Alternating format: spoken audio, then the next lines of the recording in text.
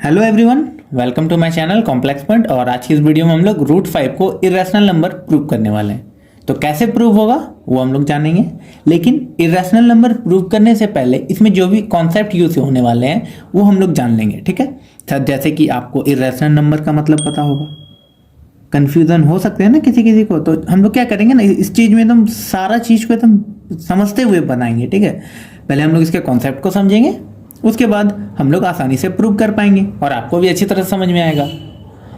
अगर आपको भी ऐसा कुछ डाउट्स होगा कोई क्वेश्चन में, तो आप वो भी क्वेश्चन आपको कमेंट बॉक्स में कमेंट करके पूछ सकते हैं, मैं आपको उसका आंसर दे दूंगा। तो चलिए स्टार्ट करते हैं। तो हम लोग को क्या करना है, रूट 5 को इरेशनल नंबर प्रूव करना है। लेकिन इससे पहले तो हम लोग को पता होना चाहिए ना इरेशनल नंबर क्या है, रैशनल नंबर क्या होते हैं। ठीक है, तो चलिए सबसे पहले इसके कॉन्सेप्ट को समझ लेते हैं, क्योंकि आप जानते हो कॉन्सेप्ट पता होने से कोई भी चीज़ जो है उसका नॉलेज एकदम अच्छी तरह से समझ में आता है।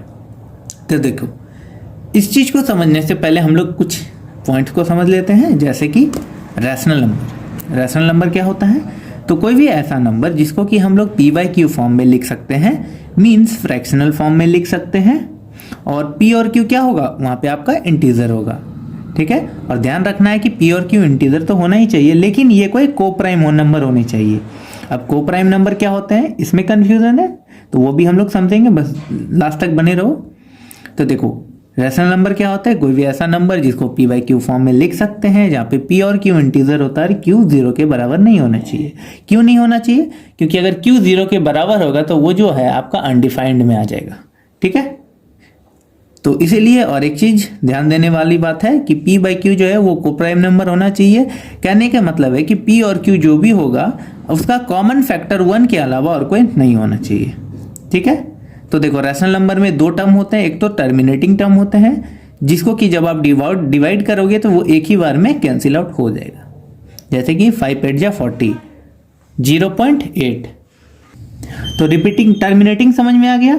और रिपीटिंग क्या होता है, तो कोई भी वैसा जब भी हम डिवाइड करें 1/3 को डिवाइड करेंगे, तो 3 को जब 10 से डिवाइड करोगे तो 0 पॉइंट देंगे, फिर 3 3 9 3 3 9 मीन्स 3 जो है आपका आते रहेगा, रिपीट होते जाएगा। तो इसलिए हम इसको 0.33 को रिपीटिंग बोलते हैं और टर्मिनेटिंग बोलते हैं, जो एक ही बार में आपका टर्मिनेट हो जाए। ठीक है, तो कोई भी वैसा नंबर जो कि टर्मिनेटिंग और रिपीटिंग नंबर हो उसको आप रैशनल नंबर कह सकते हो। Rational number P by Q form में होता है, पी बाई क्यू को प्राइम होना चाहिए, मीन्स उसका कॉमन फैक्टर 1 होता है, और क्यू जो है वो 0 के बराबर नहीं होना चाहिए।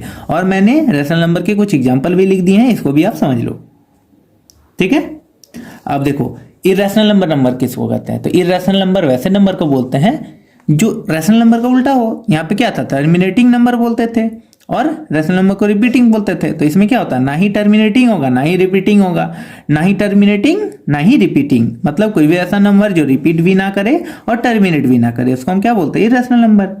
और इरेशनल नंबर का एग्जाम्पल समझ लो, √3, √5, √7, पाई, ये सब आपके इरेशनल नंबर के एग्जाम्पल होते हैं। ठीक है, तो हम लोग अब आ जाते हैं को प्राइम। को प्राइम किसको बोलते हैं, अगर आपको इसमें कंफ्यूजन है तो चलिए इसका कॉन्सेप्ट समझ ही लेते हैं।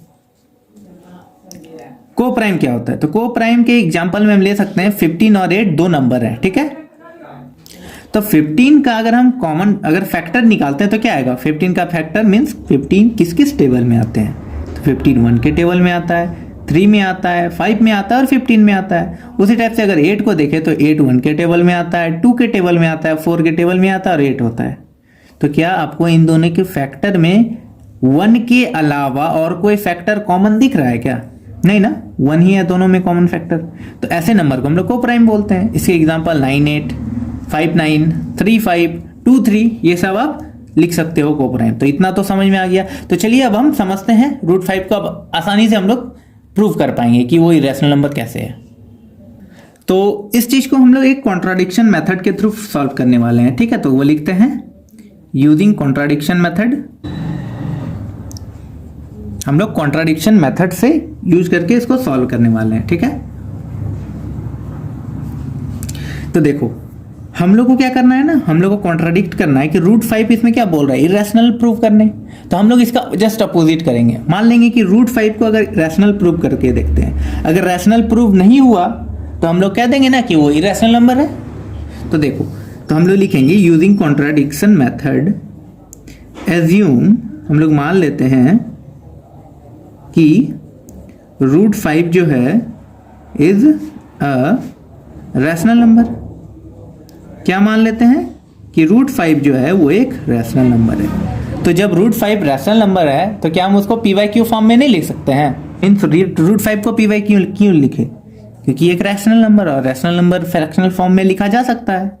ध्यान रखना है कि P और Q क्या होगा, P और Q जो होगा वो आपका एक को प्राइम नंबर होना चाहिए और Q 0 के बराबर नहीं होना चाहिए। ये चीज आपको ध्यान रखना है। क्या ध्यान रखना है? तो मैं लिख देता हूं, Q जो होगा वो 0 के बराबर नहीं होना चाहिए, P एंड Q इंटीजर भी होने चाहिए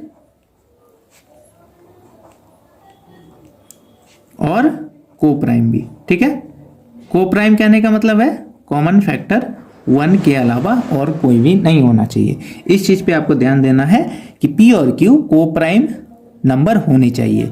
क्यों होने चाहिए? हम लोग इसी चीज पे आपका पूरा जो है ये इर्रेशनल नंबर प्रूव होने वाला है, इसलिए आपको को प्राइम जो है ये तो आपको समझ में आना ही चाहिए कि को प्राइम क्या होते हैं।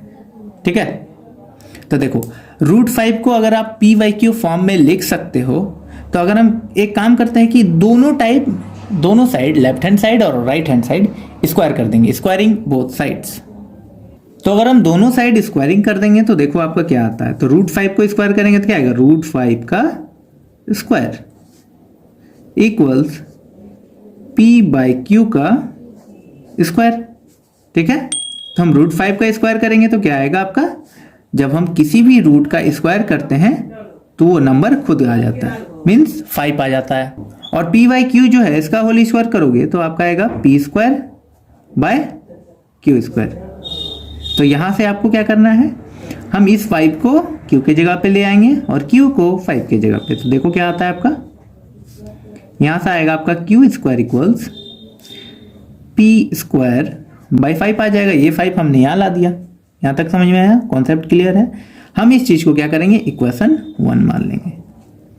ठीक है, अब यहां से आपको एक चीज दिख रहा होगा कि P² जो है वो 5 से डिविजिबल है। क्या दिख रहा है कि P² 5 से डिविजिबल है, तो हम इस चीज को यहां लिख सकते हैं ना। अगर P² 5 से डिविजिबल है तो हम क्या ये नहीं कह सकते कि P भी जो होगा वो भी 5 से डिविजिबल होगा। तो हम लिख देंगे कि P is also divisible by 5। लिख सकते हैं ना कि अगर P² 5 से डिविजिबल है तो P भी 5 से डिविजिबल होगा। आपको तो अब कंफ्यूजन हो गया होगा कि कैसे होगा भाई। तो देखो हम समझ लेते हैं कि अगर ये जो P के जगह पे है, हम मान लेते हैं कोई नंबर है वो 5 है और हम इस P को 5 से डिवाइड करना चाहते हैं। ठीक है, तो ये 5 क्या 5 से डिवाइड होगा? हो जाएगा, 5 × 5। लेकिन हम क्या बोलते हैं, इस P को मीन्स 5 का स्क्वायर कर दे तो क्या आएगा आपका, 5 का स्क्वायर करोगे तो 25। तो क्या ये फिर से 5 से डिवाइड होगा? तो नहीं होता है। क्या देखो 5 5 या 25। तो इसी चीज को हमने यहाँ लिखा कि अगर P² 5 से डिविजिबल था तो P जो है वो भी 5 से डिविजिबल होगा। इस चीज से आपका समझ में आया ना। तो जैसे मैं लिख रहा हूँ बस उसी टाइप से आपको लिखना है। ये आपका क्या है, रफ वर्क है, इसको आप नहीं लिखना है, बस मैं आपको समझाने के लिए लिखा। तो अब देखो यहाँ तक तो समझ में आ गया होगा आपका। अब आगे देखते हैं। अब आपको फिर से इस चीज पे ध्यान देना है। √5 क्या था, P/Q के बराबर था। हम क्या करेंगे, P को लेट कर देंगे कोई एक नंबर से, लेट P इक्वल्स 5m। ठीक है, उसी चीज को हम लोग नीचे लिखते हैं, लेट P इक्वल्स 5m, जहां पे m क्या होगा, where m is an integer. m क्या है, आपका कोई इंटीजर है।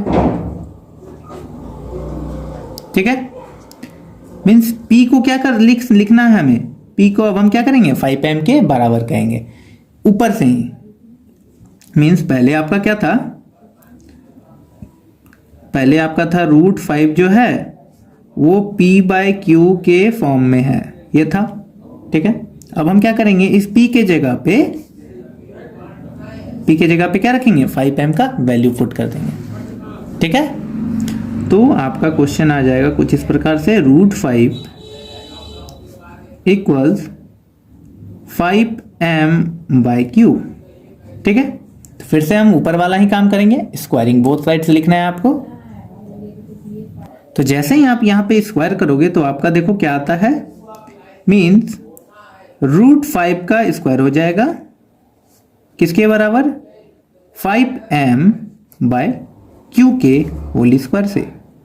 तो आपको क्या मिलेगा, √5 का स्क्वायर करोगे तो ये तो आपका 5 ही आ जाएगा, लेकिन इधर वाला 25 का m² डिवाइडेड बाय q² के बराबर आ जाएगा। ठीक है, समझ में आया। अब हमें आगे क्या करना है कि इस q² को यहाँ ला देना है और 5 को इसके जगह पे। तो देखो यहाँ पे आ जाएगा q² इक्वल्स 25m²/5 और यहाँ से 5 5 जा 25 आ गया। तो आपका नेक्स्ट स्टेप क्या होगा, आपका नेक्स्ट स्टेप यही हो गया ना कि q² जो है वो 5m² के बराबर आ गया। इस स्टेप से तो आपका यही पता चल रहा है। तो हम क्या करेंगे, इस 5 को q² के साथ डिवाइड कर देंगे।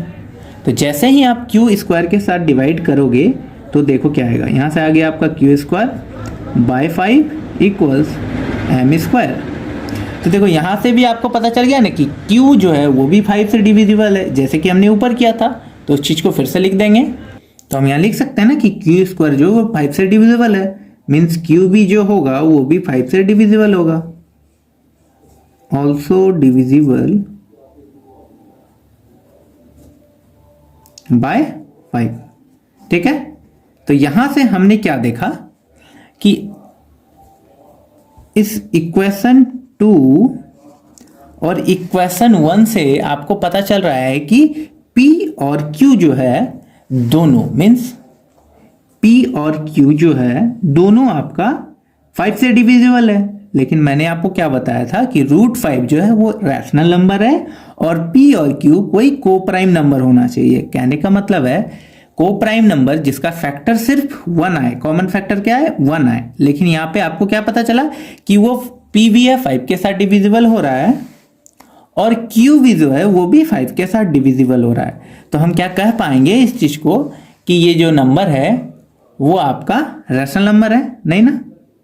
तो इससे हम लोगों को क्या पता चला कि √5 जो है वो रैशनल नंबर नहीं है, और रैशनल नंबर नहीं है मीन्स वो इरैशनल नंबर है। तो इससे हम लोग को लिख सकते हैं ना कि फ्रॉम आवर कॉन्ट्राडिक्शन, हम लोग जो भी कॉन्ट्राडिक्ट किए थे कि हमारा जो सपोजिशन है वो गलत है, जैसे कि हम लोग लिखते हैं तो उस चीज को हम लोग लिख लेते हैं। उतना लिख लेने के बाद आपको लिखना है from above we conclude that 5 is a common factor of both P and Q। मतलब हम लोगों को पता चला कि P और Q, हम लोग जो ऊपर इक्वेशन सॉल्व किए उससे पता चला कि P और Q जो है वो 5 का भी कॉमन फैक्टर है। मगर हम लोग क्या बताए थे कि P/Q जो है वो रैशनल नंबर है और वहाँ P और Q को प्राइम है, लेकिन यहाँ तो 5 से भी डिविजिबल हो गया। तो इससे हम लोग क्या पता चला कि वो जो आपका A और B हमने बोला था को प्राइम है वो नहीं है। इसलिए हम लोग कह सकते हैं कि √5 जो है वो इरैशनल नंबर है।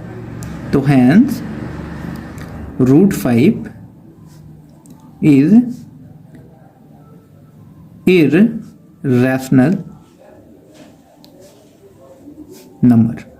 कह सकते हो ना कि √5 जो है वो इरैशनल है। ठीक है, तो अगर आपको समझ में आया होगा तो मेरे चैनल को जरूर सब्सक्राइब करना, और अगर आपको स्क्रीनशॉट लेना है तो आप वो भी ले सकते हो। मैं आपको दिखा देता हूँ, ये आपका लास्ट पार्ट होगा और ये आपका फर्स्ट पार्ट होगा। यहाँ से लिखना है using contradiction method use assume √5 is a rational number. √5 को P/Q फॉर्म किए, फिर हम लोग स्क्वायरिंग किए, स्क्वायरिंग करने के बाद आपका इतना मिला। तो हम लोग को पता चल गया कि P² जो है वो 5 से डिविजिबल है। फिर हमने दूसरे इक्वेशन में क्या देखा कि Q² जो है वो भी 5 से डिविजिबल है। तो इस तरह से हमने कॉन्ट्राडिक्ट कर लिया कि √5 जो है वो इरैशनल नंबर है। आई विश कि आपको मैंने जो बताया √5 इरैशनल नंबर कैसे है, तो आप आसानी से इस टाइप्स के क्वेश्चन को इरैशनल नंबर प्रूव कर पाओगे। आई विश कि आपका कॉन्सेप्ट क्लियर हो गया होगा, और अगर आपका कॉन्सेप्ट क्लियर हो गया होगा तो मेरे चैनल को जरूर सब्सक्राइब करना। तो चलिए मिलते हैं अगले वीडियो में कुछ अच्छे कॉन्सेप्ट के साथ। अगर आपका भी इस टाइप्स का कोई डाउट होगा तो वो भी आप अपना क्लियर कर लेना कमेंट बॉक्स में कमेंट करके। Thank you.